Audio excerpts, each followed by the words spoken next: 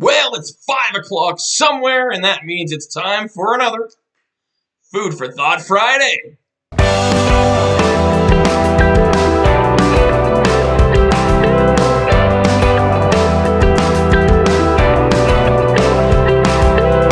Alright, well today we're looking at terminations of employment. And this might be specifically geared to my Canadian friends, but follow me along if you're not within the Canadian employment landscape, and take from this what you might anyways, because there might be some good stuff here. We're looking at employment terminations. In my role in HR, I've lost track of how many times a manager has come to me with the same question. Can we terminate? And that is almost always regarding an underperforming team member. And what the manager really wants to know is threefold. Have we done enough to support the successful execution of key performance indicators? Is termination reasonable given the present performance challenges? And is this outcome justified both legally and ethically? And my answer always tends to be some version of the same refrain. Can we terminate? Sure. Mr., Mrs. Manager, you can do whatever you want. But that's not the real question, I'll say. The real question is this. Are you willing to pay the price?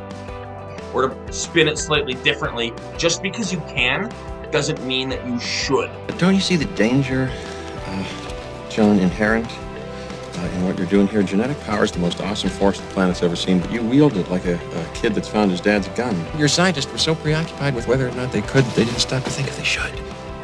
So the phone call that I get, the emails, can we terminate? Just because you can doesn't mean that you should.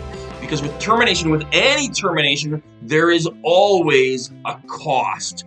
Sometimes that cost is financial, in lieu payments, severance, post-termination claims. Sometimes that cost is non-financial, and it's proper documentation, the cost of proper documentation. There's a time cost, it's an opportunity cost of going through the right process. So it's non-financial cost, proper documentation, additional coaching, right? Developmental efforts, those are all costs, non-financial costs. So I'm going to pause, and I would ask leaders who ask me this question, can we terminate? I'm going to pause and say, what cost are we trying to avoid? There's a cost no matter what we do. What is the cost we are trying to avoid? What is the cost that we're prepared to accept?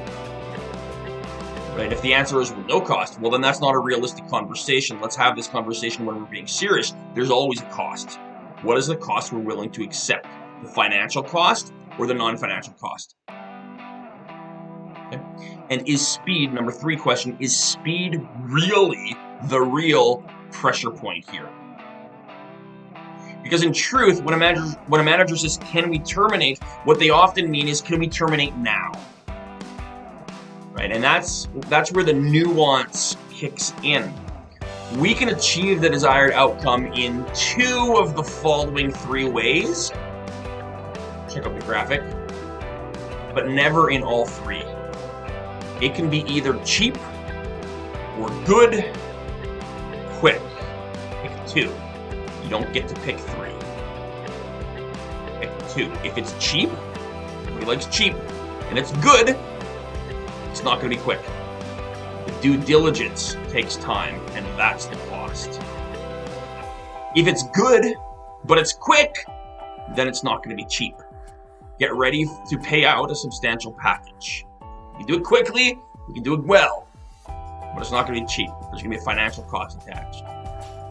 And finally, if it's quick and it's cheap, it's not going to be good. It's going to be sloppy, it's going to be messy, and it most certainly is going to cost more on the back end. So the next time you find yourself thinking, can we terminate?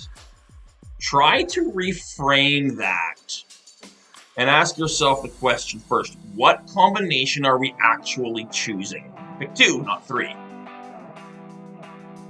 And does that choice support the outcome that we want? Or just the timeline that we'd prefer? Because sometimes the real question isn't, can we? The real question is, should we?